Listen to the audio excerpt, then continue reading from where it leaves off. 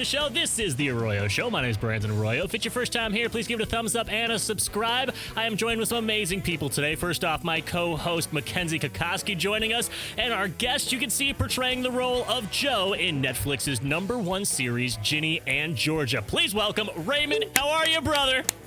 I'm good, man. Thank you for having me on this. Oh my gosh, well, the privilege is all mine. Congratulations on all the success of Ginny and Georgia. Another week sitting at #1 on Netflix. What response have you been seeing from the people and their reaction to the show? I mean, people seem to like it. I've never felt better. I was really nervous about this show, coming out. I want it so badly. It feels like a baby of mine. I wanted so badly for it to do well, and now that it is, it's a very, very nice, warm feeling.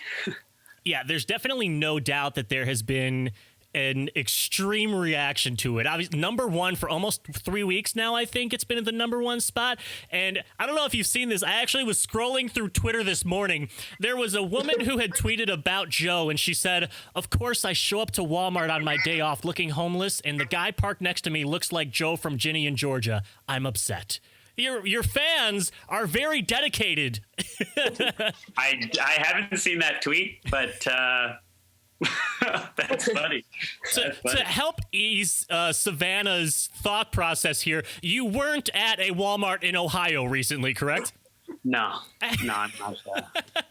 The fans love it, man. Joe is... Okay, he's a character that can kind of take your heart and make you feel so hopeful, and then it just breaks down. In the span of 10 minutes, he was able to take us from reminding us why we love love to reminding us why so many of us hate love. Raymond, let's talk about that amazing sequence from episode 10. When you first got that script, what was your reaction to Joe's flashback with those glasses and then the predicament that he now finds himself in?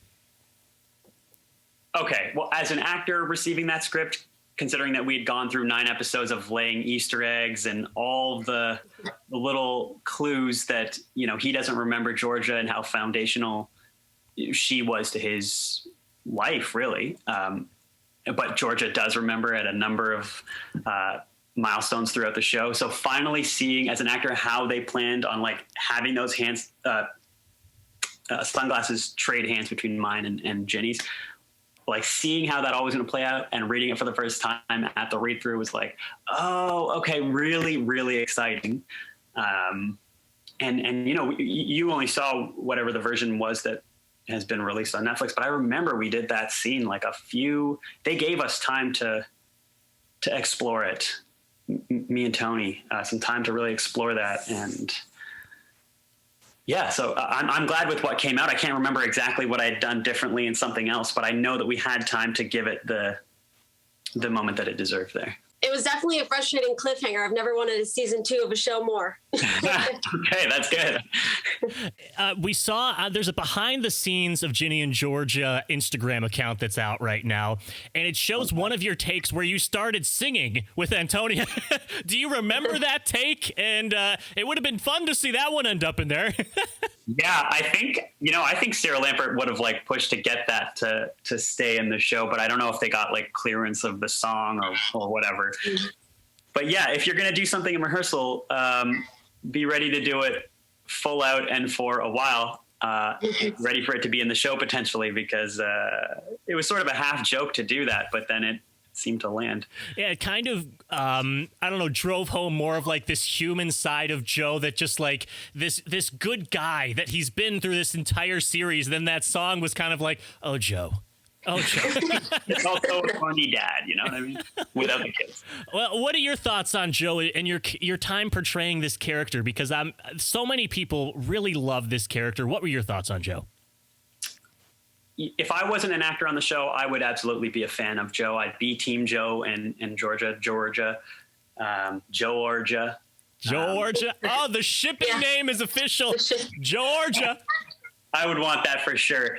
But I'd be a fan because he's finally a character on a series, on a network. It's #1, and there's a brown character who owns a shop, who's not Apu, who's not just a one-dimensional butt of a joke, couldn't even possibly be an option for someone as beautiful as Georgia.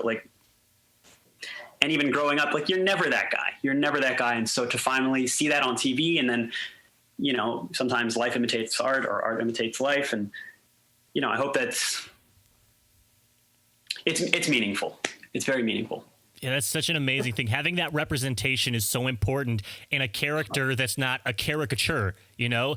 And that's exactly what I'm saying. Yes, thank you. Amazing. Yeah, no, and I think for a lot of us people that are brown skinned as well can really be grateful for you portraying that role and doing such justice to a character like that.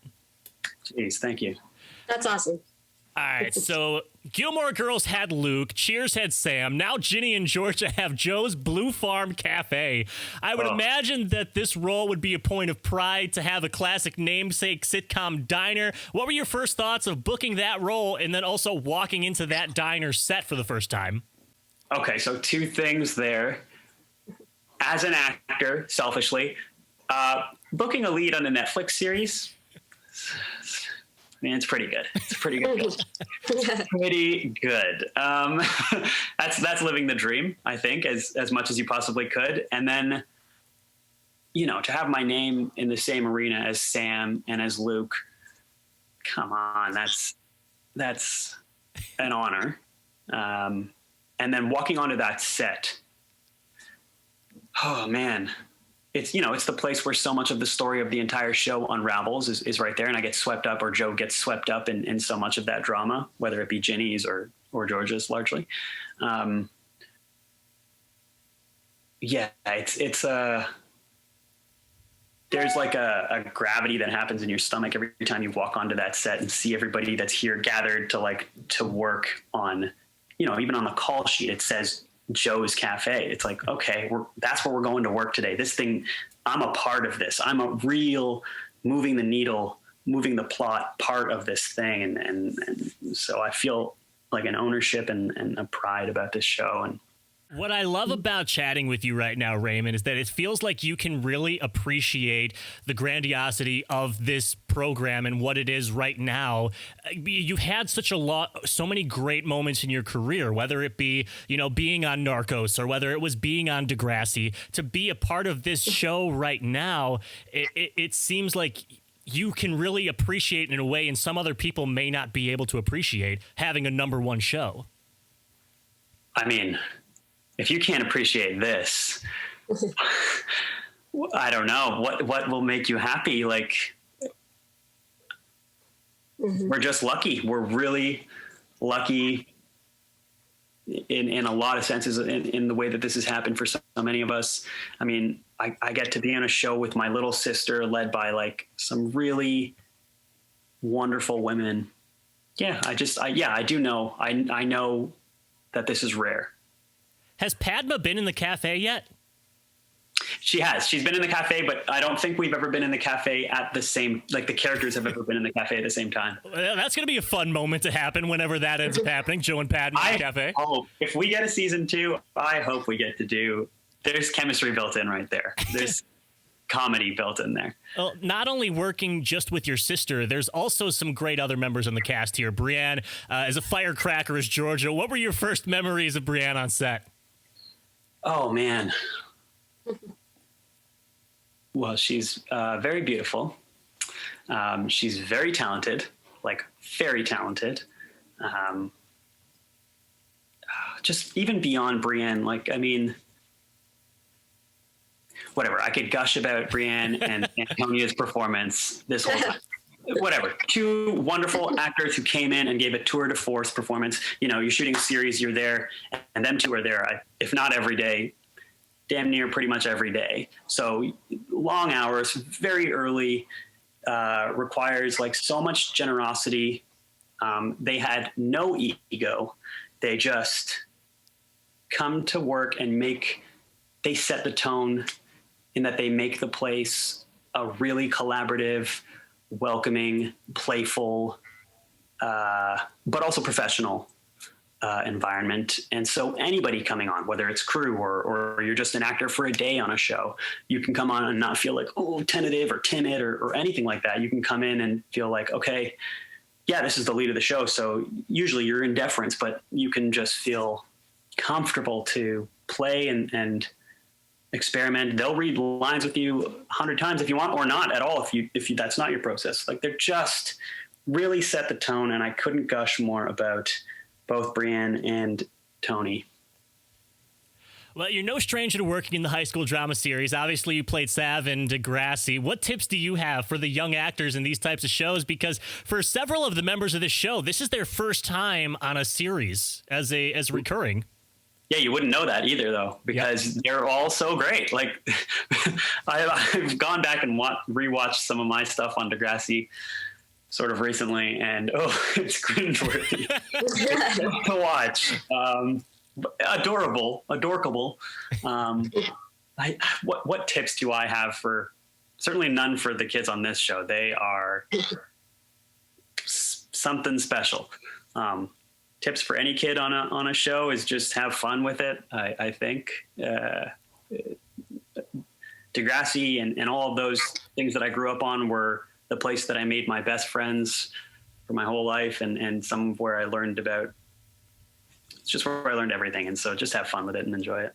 Well, our series of interviews with Ginny and Georgia do continue on Tuesday. Romy Schrader, who portrays the role of Samantha, will be joining us on the show on Tuesday, so everybody be sure to come back around for that. Okay, for you, does there have a feeling of almost coming full circle to now be an adult in a high school drama show like this? I mean, certainly I feel like an adult now, because I'm an adult now. But I don't know. Our show is not just it's not just a high school drama. There are elements of it where you see the kids or you see characters going through issues that take place usually in high school, but there's also a murder mystery and there's love stories and there's so much more going on. It transcends genre. Maybe I'm biased because I love it. But it feels like our show is so much more than just a high school drama. So yes, it's full circle in that I get to be around young actors again. But yeah, I'm like learning so much more about myself within this show. So you said that Padma is your younger sister. How was that like working with her on set? So, I mean, we were on set on the same days. Sometimes we had congruent days on set, but we never really get to work together, like play off of each other. You're supporting each other. You know, if she's in makeup, I'm hanging out with her in makeup, or if she's, you know, if we're breaking for lunch, yeah, we're eating together and talking together, but we didn't get to like really work together that much. What's really helpful though is being able to decompress about things at home. Like, you know, if she's got questions or if she has insights into the story that I wouldn't have noticed at the first pass or the second or third pass through a script, she might have insight that we can more easily share because we're family. So she gives me perspective that way. One of the great things about shows that are on Netflix, you mentioned that there's an element of murder mystery to this and things like that. It's not like Narcos, where from week to week you had to keep a secret that was down. With this, everything is just out there all at once. Does that make it a little easier, especially for moments like this during interviews, to not have to keep something back behind a lock and key? It's all out there already. Yeah, you know. And if you don't know by now, I mean, don't mean to Tell him, Raymond. There's no spoiler alerts at this point. It's all out there. Well, you have a history of stand-up comedy and live theater back in Canada. Do you ever see a scenario where you return to doing a comedy set on stage, hitting an open mic, or having the urge to return to the theatrical stage? Yeah, in short, yes, very much. Actually, what is the date today? March 12th. Last year, March 13th, I was doing a show, like a play at Theatre Aquarius in Hamilton, and we got shut down on that day. I was driving to the theater, and I got a phone call that, hey, we're not going to be able to perform tonight. And then we went into this year, which was something. Interesting. So, yeah, like with theater, oh my gosh, would I love to get back on stage and, you know, have one partner and hammer it out, you know, 100 different ways over however many different nights we could try it out and mine the script and mine scenes and see what we can find and live out. That would be, especially because we're pent up for quarantine. and lockdown, that it would be especially nice to get out, perform for an audience, the accolades, the response, that energy. Oh, that would be great. Was it strange? I'm sorry. Was it strange to be going back to theater and to the stage after this had concluded filming? So you finished this show, then you go back to the stage, but no one has seen it come out yet. Oh yeah. I mean, no, that wasn't strange. That didn't bother me at all. Yeah, an exciting time, just ready for it to come out. Yeah. At that point, I think we thought it would have, or I personally thought it was going to come out sooner, but that had no bearing on performing in some other skin. Well, as we begin to wind down the interview here, we have something called the Final Five. They are the last 5 interviews, and they are the last 5 questions, and they are all right, let's start that over, Brandon. All right, we have something called the Final Five. They are the last 5 questions of the interview, and they are all about your life right now, Raymond. So the first question is, who do you speak with the most each day? Would probably be my little sister and my little brother, Rebecca and Jared. Whether it's memes or GIFs or everything we're sending each other across social media or just on the phone, FaceTime, that stuff. Does your little brother have any urge to join the theater, the family business now? No, I don't think so. He's more the athlete. What item do you use each day other than your cell phone? Coffee grinder. There it is. I'm not a person without coffee in the morning, and we just got this new coffee grinder, which is,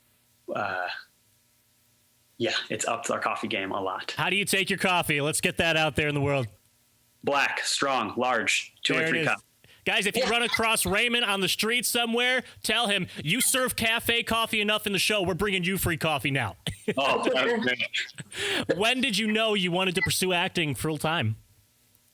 My parents took me to see The Lion King in 2000, and I walked out of there and thought, I could do that.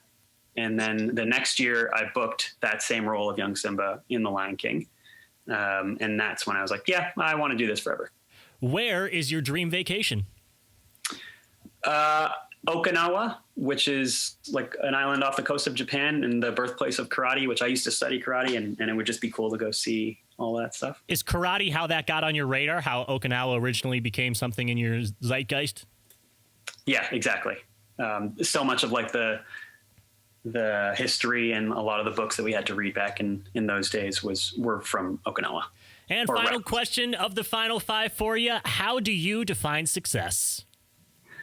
I don't know. I think it's changing constantly, because if you ever meet one of those milestones that you have in your head, you want even more, but also want to temper that with, not greed and stuff that way. So it's just an ever-growing definition.